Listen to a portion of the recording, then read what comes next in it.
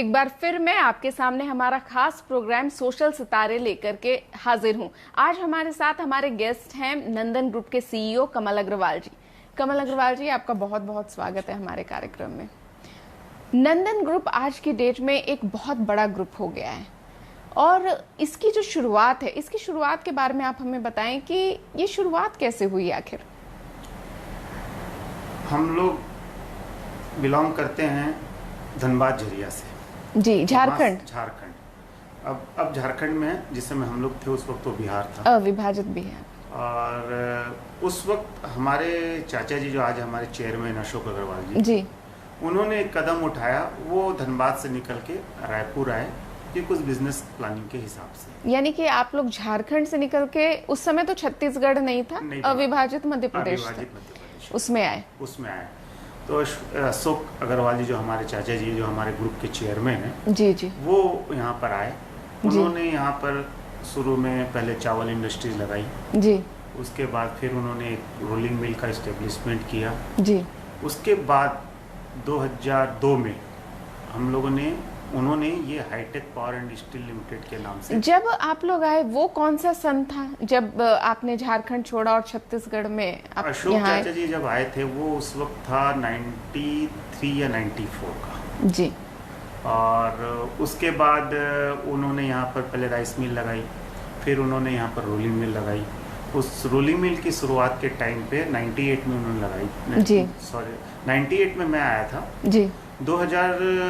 99 में उन्होंने वो रोलिंग मिल की शुरुआत की थी जी। मैं तब से इसके पहले मैं कलकत्ते में था, वहाँ अपनी पढ़ाई स्टडी कर रहा था और अपना बिजनेस कर रहा था। यानी कि आपकी शुरुआती जो पढ़ाई लिखाई है वो झारखंड से हुई, जो स्कूली शिक्षा होगी, उसके बाद आप कलकत्ता गए क्या? मेरी स्कूली शिक्षा कलकत्ता में हुई। मैं पैदाइश के 2 साल बाद ही मैं कलकत्ता चला गया था। अच्छा, मैं कलकत्ता रहने लग गया। तो आपके पेरेंट्स कोलकाता में ही काम कर रहे थे? पेरेंट्स कोलकाता में थे बिजनेस के हिसाब से जी। तो मैं कोलकाता रहने लग गया था जी। मेरी पढ़ाई, मेरी स्कूली शिक्षा, मेरी कॉलेज की शिक्षा सब कलकत्ता में ही हुई। जी। तो आपके पेरेंट्स का क्या व्यवसाय था? वो कोलकाता में थे? कोयले का भी काम था वहाँ पर। जी। कोयले का काम था, इंडस्ट्रियल सप्लाई थी हमारी। जी। तो हम लोग वहाँ, मैं उनके साथ कॉलेज की पढ़ाई करने के साथ साथ मैं उनके साथ बिजनेस में भी वहाँ साथ देता था। यानी कि जो परिवार का माहौल था वो पूरी तरह से बिजनेस माइंडेड था, तो इस वजह से आपकी भी इच्छा हुई कि नहीं, आप किसी और फील्ड में न जा कर के बिजनेस में ही अपना करियर बनाएं, चाहे जो पुश्तैनी बिजनेस है उसी को आगे बढ़ाएं। बिल्कुल। वो जैसा कि आपको मालूम है कि मैं मारवाड़ी घर में पैदा हुआ जी, और मारवाड़ी घर में शायद खून में रचा बसा हुआ है कि व्यवसाय करना है। और जिस समय पर हम लोग हुए हैं उस वक्त तो मारवाड़ी घरों में बिजनेस का ही कल्चर था जी। अब इन दिनों में आके मारवाड़ी घरों में IAS IPS और अदर ऑफिसर्स बन होने, यानी कि अदर फील्ड में भी लोग जा रहे हैं, सरकारी नौकरियों में भी जा रहे हैं। 50 साल पहले जब हम लोग हुए तो उस समय तो मैक्सिमम क्या 99% घरों में, मारवाड़ी के घरों में बिजनेस का ही उसूल था कि आपको बड़े होके बिजनेस ही करना है, बाप दादा के काम को ही आगे बढ़ाना है, जो बाप दादा कर रहे हैं उसको आप आगे बढ़ाओ जी। उसी तरह मैं जब मैं कलकत्ते में था जी, तो उस वक्त मेरी स्कूली शिक्षा और कॉलेज की पढ़ाई के बाद जी, और कॉलेज की पढ़ाई के साथ साथ ही मैं अपने माँ बाप के हाथ में कोयले के काम में, वहाँ हम लोग की कोयले की सप्लाई के काम था, मैं उनमें उनका हाथ बटाता था जी। तो राइस मिल से शुरुआत हुई, उसके बाद ये बिजनेस कैसे कैसे आगे बढ़ता गया? उसके बाद आपने कौन कौन से जो वेंचर्स हैं आपके, उसमें फिर धीरे धीरे हाथ बढ़ाना शुरू किया? क्योंकि स्टील जो है उसमें बहुत बड़ा नाम है एक नंदन TMT का, तो वो कब उसकी शुरुआत कैसे हुई और कब हुई? 93 94 के हिसाब से अशोक चाचा जी ने यहाँ पर, जो हमारे ग्रुप के चेयरमैन अशोक अग्रवाल जी, उन्होंने यहाँ एक राइस मिल की स्थापना की थी जी। उसके बाद उनको आगे प्रोग्रेस दिखा। उस वक्त देश के मांग के हिसाब से स्टील उद्योग की मांग बढ़ रही थी जी। तो उन्होंने उसी वक्त 98 में एक रोलिंग मिल चालू करी। उस रोलिंग मिल में उन्होंने 98-99 में उसका उत्पादन चालू करा जी। उसी वक्त उनको जब जरूरत लगी कि हमको अब हैंड चाहिए, तब उन्होंने मेरे को कलकत्ते से बुलवा लिया यहाँ छत्तीसगढ़ में कि तुम आ जाओ, साथ में मिलके करेंगे। तो मैं 98 में फिर कलकत्ते से। झारखंड से छत्तीसगढ़ का सफर कैसे? ये तो कोई इंसिडेंट है ऐसी कोई, क्योंकि वो आए थे राइस मिल के हिसाब से जी। और वो छत्तीसगढ़ हमेशा से धान का कटोरा रहा हुआ है जी बिल्कुल। उसमें राइस चावल राइस उद्योग की बहुत ज़्यादा स्कोप थी जी। उसको मद्देनजर रखते हुए चाचा जी ने यहाँ आने की प्लानिंग की। जब जस्ट आप लोग आए, जब आप आए 98 में, 2000 में मध्य प्रदेश अलग हो गया और उससे ही कटकर बना छत्तीसगढ़। तो वैसे भी यहाँ इंफ्रास्ट्रक्चर और डेवलपमेंट के कार्य बहुत अधिक शुरू हुए और उसके लिए जो स्टील और जो बाकी जो बिजनेस है वो बहुत बूम पर गया। तो उसके बारे में आप कुछ बताएं। हाँ, 98 में जो हमारी रोलिंग मिल चालू हुई थी वो एक मध्यम स्केल की इंडस्ट्री, छोटी इंडस्ट्री थी। वो धीरे धीरे चली। जब 2000 में छत्तीसगढ़ बना उस वक्त हमारे चाचा जी को दिखाई दिया कि ये बहुत बड़ा स्कोप है, यहाँ पर अब हम लोग पाँव फैला सकते हैं जी। उसमें पाँव फैलाने अदर के लिए, बिजनेस में भी या बिजनेस कहीं में। भी। तो उन्होंने स्टील इंडस्ट्रीज को ही बड़े रूप में लेने की स्थापना उस समय से शुरू कर दी। 2000 में ही एक हाईटेक पावर एंड स्टील के नाम से परसदा में एक यूनिट उन्होंने लगानी शुरू करी जी। यानी पहली यूनिट आपकी परसदा में लगी जी। उसका 2002 को उत्पादन चालू हो गया जी। चाचा जी और हमारे एक रिश्तेदार और हैं, उन्होंने मिलके उस प्लांट को शुरू किया। वो उसके 2002 में हम लोगों ने एक यूनिट लगाई, उसी में फिर 2004 में हमने दूसरी यूनिट चालू कर दी जी। तो 2004 में जो यूनिट शुरू हुई वो कहाँ पर शुरू? उसी के अंदर एक्सपेंशन किया हमने उसमें। अच्छा। उसके बाद फिर अच्छा बिजनेस चलने लगा, स्टील इंडस्ट्री की डिमांड बहुत अच्छी नहीं लगी, तो हमने बोला कि दूसरी जगह भी करना चाहिए जी। तो फिर हमने 2005 में सिलतरा फेज 2 में जी। नंदन स्टील के नाम से वहाँ पर हमने रोलिंग मिल की स्थापना की जी। उसके बाद धीरे धीरे काम आगे बढ़ते चला गया। उसके बाद 2000 नंदन स्टील में पहले एक छोटी रोलिंग मिल थी, फिर उसको हमने एक मीडियम स्केल रोलिंग मिल में बड़ी की, फिर उसमें हमने एक और मिल लगाई। इस दरमियान हम लोग ने हाईटेक पावर में भी एक्सपेंशन का चांस रखा, यानी आप लगातार एक्सपेंशन करते चले गए। पावर का काफ़ी अच्छा डिमांड होने लग गया, तो हम लोगों ने फिर 2012 में हाईटेक में पावर प्लांट और फर्नेस यूनिट को चालू किया जी। फर्नेस यूनिट को चालू किया, वो धीरे धीरे बढ़ता गया। इधर नंदन स्टील में भी हम लोगों ने गैल्वनाइजिंग यूनिट और फैब्रिकेशन यूनिट भी लगाया, उसमें भी काम दिनों दिन रात दुनी चौबीस तरक्की होती चली गई जी। इस दरमियान हम लोगों ने एक जायसवाल निक्को इंडस्ट्रीज के पीछे में हमारी एक एंसिलरी यूनिट है, ऑटोमेटिक हम लोगों ने कोक ओवन लगाया उषा फिल्स प्राइवेट लिमिटेड के नाम से जी।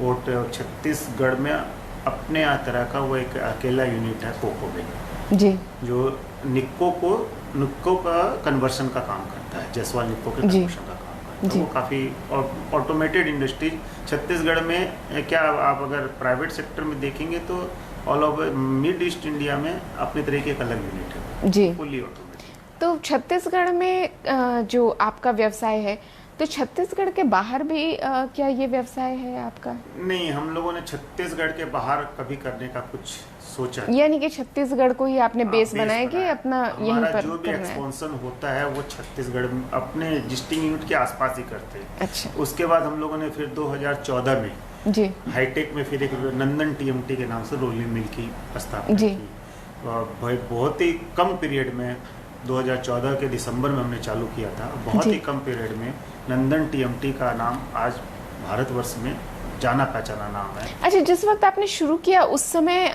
क्या टर्नओवर था सालाना, और आज आप कितने सालाना टर्नओवर पर?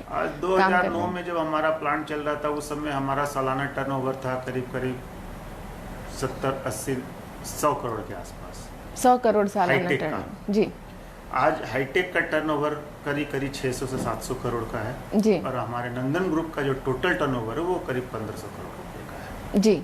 यानी कि बहुत तरक्की हुई है इन सालों में। इसका रीजन है कि हमारे अशोक अग्रवाल, चेयरमैन अशोक अग्रवाल जी, हमारे मैनेजिंग डायरेक्टर विनोद अग्रवाल जी, इनका बहुत सपोर्ट रहा। हम लोग घर के काफ़ी लोग इसी बिजनेस में लगे हुए हैं जी। हमारे भैया, हमारे चाचा जी के लड़के, कई लोग इसी काम में लगे हुए, और हम लोग को दिन रात एक ही चेयरमैन साहब का एक ही संदेश था कि ईमानदारी से और तरीके से काम को करे जाओ। ये नंदन जो नाम है, ये नाम रखने के पीछे की कोई कहानी हो, या फिर यही नाम क्यों सोचा कि नंदन? पहले नंदन नाम से एक बच्चों की पत्रिका भी आती थी, और यहाँ छत्तीसगढ़ में भी नंदन कानन भी है, तो मतलब इसके पीछे, इस नाम के पीछे की क्या कहानी है? नहीं, ऐसा सच कुछ नहीं। नंदन क्या है, कृष्ण जी का भी नाम है जी। कृष्ण जी को भी नंदन बोला जाता है जी। और बस वो कृष्ण जी की भक्ति समझ लीजिए, सबके मन में प्यार समझ लीजिए। हम लोगों ने उस नंदन नाम को ही अपना ब्रांड बनाया। अच्छा, अपना ब्रांड बनाया। कंपनी का नाम हाईटेक पावर एंड स्टील है, लेकिन हमारा जो ब्रांड है वो नंदन है जी। तो बस उसके पीछे और तो कोई उद्देश्य नहीं है। एक भगवान का नाम था, अच्छा लगा, उसी को हम लोगों ने ब्रांड बना दिया। उसके अलावा उसी ब्रांड का आज मेरे हिसाब से सारी दुनिया में लोग नंदन ग्रुप को बहुत अच्छी, सारे इंडिया में जी, बिल्कुल, नंदन ग्रुप को, नंदन के प्रोडक्ट को बहुत अच्छी तरह से जानते हैं। उस वक्त आपके बहुत सारे कंपटीटर्स भी होंगे, तो अपने मार्केट को बढ़ाने के लिए, या एक नई इंडस्ट्री आ रही है, नए लोग ला रहे हैं, तो उसको किस तरह से लोगों तक पहुंचाया, उसके लिए क्या खास रणनीति अपनाई आप लोगों ने?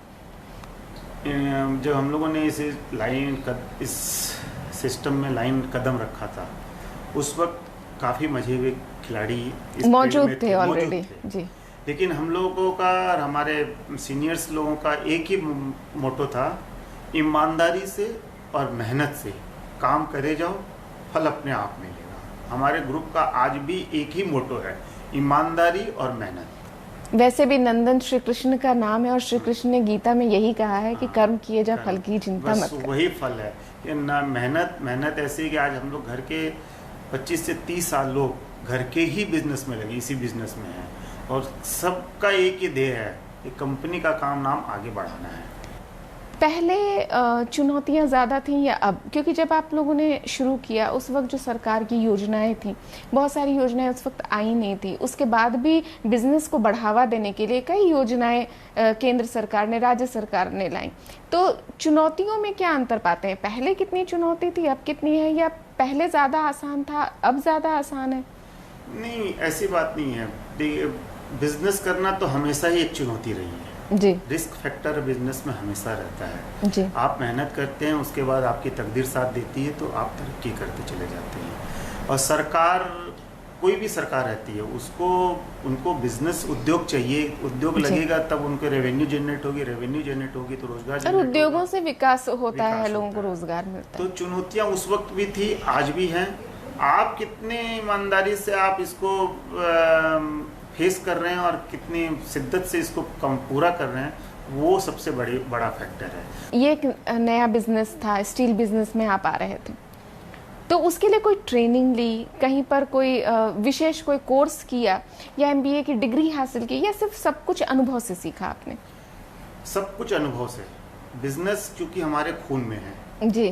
बिजनेस करना हम लोग को शुरू से सिखाया ही जाता है कि तुमको बिजनेस करना है। हम आज ठीक है, आज बच्चे MBA करके आते हैं, करते हैं तो बिजनेस में और तरक्की। हाँ, क्योंकि अभी जो बिजनेस घराने, जो बड़े बड़े बिजनेस घराने हैं, अब उनके बच्चे भी विदेश जाते हैं, MBA का कोर्स करके आते हैं, और उसके बाद उसको शुरू करते हैं। तो जिस वक्त हमारा दौर था, उस वक्त इतनी इसकी जरूरत नहीं थी। उस समय तो अनुभव काम आता था, और आप बड़ों का गाइडेंस है, क्योंकि हमारे बड़े बिजनेस में थे, उनको बिजनेस का अनुभव है, इंडस्ट्री लगाने का अनुभव हो चुका था। जब तो उनके मार्गदर्शन में आप आगे बढ़ते गए, उन्हीं के साथ फिर हम लोगों ने इसको बिजनेस को आगे बढ़ाना शुरू किया। अब हमारे बच्चे जो आते हैं वो MBA, चाहते हैं कि वो MBA इंजीनियरिंग कर लें ताकि वो इस बिजनेस को और एक अलग मुकाम पे ले जा सकें। और चूंकि जो आपने कहा कि नई नई टेक्नोलॉजीज रोज आ रही हैं, तो जो अब के बच्चे हैं वो पूरी तरह से तैयार होकर के मझधार में आना चाहते हैं, ताकि उसको नई टेक्नोलॉजी के अनुरूप इस व्यापार को और आगे बढ़ाने में मदद मिल सके। यही हमारा। बिजनेस के अलावे निजी जीवन की अगर बात करें तो क्या शौक है आपके? जैसे कि जब खाली टाइम मिलता है तो कैसे बिताना पसंद करते हैं, या क्या क्या शौक हैं आपके? खाली टाइम में अधिकतर तो घर में ही रहना पसंद करते हैं, क्योंकि परिवार के साथ टाइम बिताना पसंद है। जब मिलती है तो ऐसा लगता है कि घर में रहो, या तो घर में रहो या घर वालों के साथ ही कहीं घूमने फिरने जाना है तो आप घूम फिर आओ। बस वही रहता है, घर में रहते हैं तो टीवी देख लेते हैं, बाहर घूमने जाते हैं बच्चों के साथ में तो मूवी देख लिए। घूमने फिरने का थोड़ा शौक है, साल भर में 1-2 बार हम लोग को प्रोग्राम बना के हम लोग 5-7 दिन के लिए बाहर घूम के भी आ जाते हैं। इसके अलावा और कोई शौक, जैसे कुछ स्पोर्ट्स का या कुछ और कोई शौक? स्पोर्ट्स का नहीं है, मुझे थोड़ा सा हेल्थ कॉन्शियस हूँ तो मैं सुबह वॉकिंग वगैरह करने का शौक मेरे को बहुत है। मैं सुबह 1-1.5 घंटे की वॉकिंग करता हूँ, उससे मेरे को काफ़ी अच्छा लगता है। उससे एनर्जी भी बनी रहती है, इंसान फिट रहता है। मेरा था भी कि मैं पहले काफ़ी हैवी वेटेड था। अच्छा। और मैंने इन 1.5 साल में मैंने अपना 20 kg वजन कम किया, ये वॉक करके, डाइट कंट्रोल करके। आपका जो ग्रुप है वो समाज सेवा के क्षेत्र में भी काम कर रहा है, और अगर कर रहा है तो किन किन क्षेत्र में काम कर रहा है? काफ़ी काम करता है हमारा नंदन ग्रुप ऑफ इंडस्ट्रीज जो है वो कॉरपोरेट रिस्पॉन्सिबिलिटी क्षेत्र में काफ़ी काम करती है। हम लोगों ने कई NGOs को किसी न किसी रूप में हेल्प किया है। कोई पशु NGO है, कोई नारी NGO है, सैनिक के NGO में भी हम लोगों ने काफ़ी हेल्प किया है। हमारे प्लांट जहाँ पर है उसके क्षेत्र के आसपास के गाँव में हम लोगों ने मेडिकल कैंप, आई कैंप, और कहीं जहाँ ज़रूरत है, कहीं मंदिर की ज़रूरत है, कहीं तालाब खुदाई कराना है, कहीं सामुदायिक भवन बनवाना है, उस क्षेत्र में हम लोग हमेशा ही आगे रहते हैं। हमारे चेयरमैन साहब, हमारे MD साहब का भी यही ध्येय रहता है कि अपन अपने जिस समाज में काम कर रहे हैं उस समाज के लिए भी अपने को कुछ न कुछ करते रहना है। यानी समाज सेवा में कुछ ना कुछ करना है कि अगर हम अपने समाज के वेलफेयर के लिए क्या कर सकते हैं। उसमें कोई खास कोई इच्छा कि समाज के किसी एक खास तबके के लिए कुछ आगे जा कर के करना है, चाहे वो शिक्षा का क्षेत्र हो, महिलाओं का क्षेत्र हो, या किसी में? ये रहता है कि आसपास के गांव के लोग शिक्षित हों जी। उस शिक्षा के क्षेत्र में हम लोग कुछ करना चाहते हैं। आगे भगवान ने चाहा तो हम इस टाइप की कुछ योजनाएं चालू करेंगे आसपास के क्षेत्रों की, ताकि वहाँ के लोग कार्य के अनुसार शिक्षित हो सके।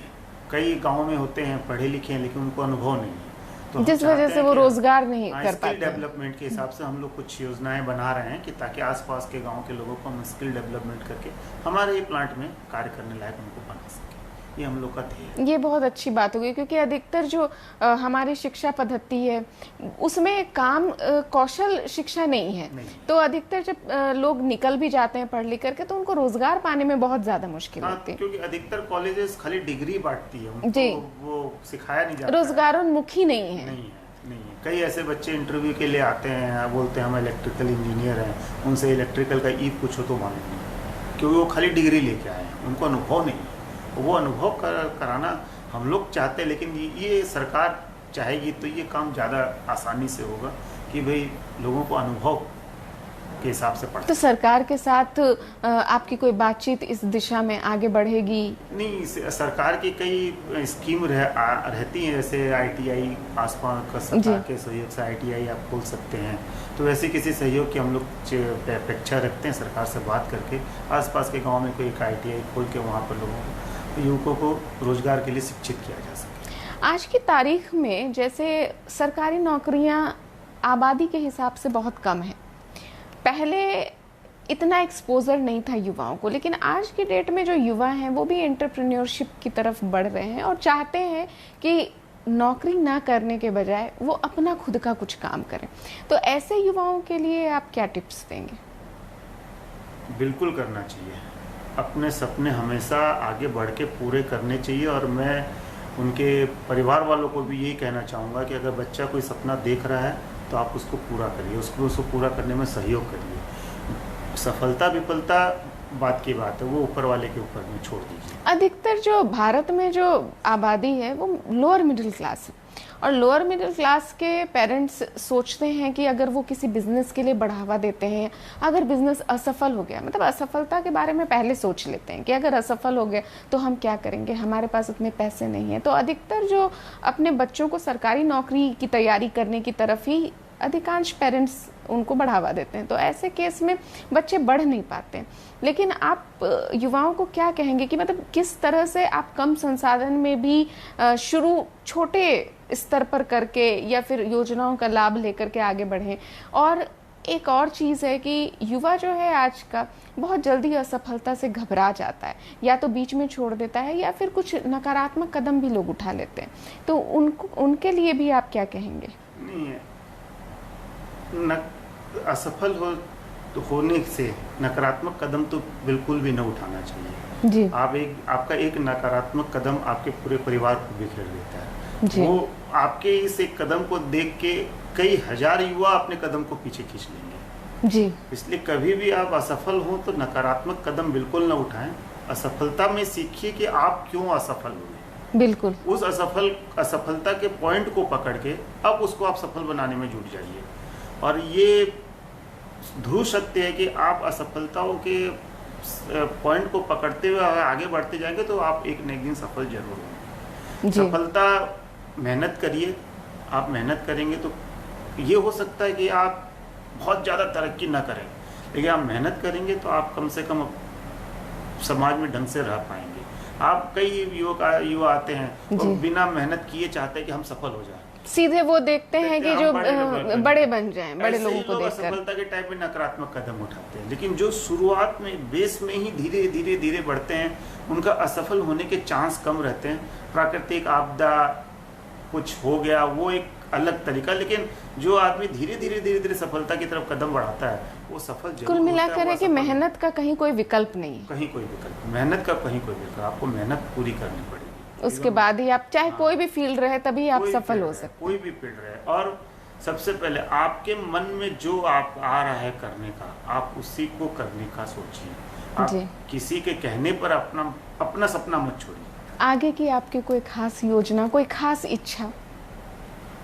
बस हमारी इच्छा तो ये है कि इंडस्ट्री हमारी अच्छी चले, हम तरक्की करें, हमारे बच्चे सेटल हो जाएं, उसके बाद अपनी रिटायर लाइफ को आराम से जिए। बिल्कुल कमल जी, हम भी यही चाहेंगे कि आपने जो भी सपने अपने फ्यूचर के लिए देखें, अपने बच्चों के फ्यूचर के लिए देखें, वो सभी पूरे हो जाएं। न्यूज़ 24 मध्य प्रदेश छत्तीसगढ़ में जुड़ने के लिए आपका बहुत बहुत धन्यवाद। आपको बहुत धन्यवाद।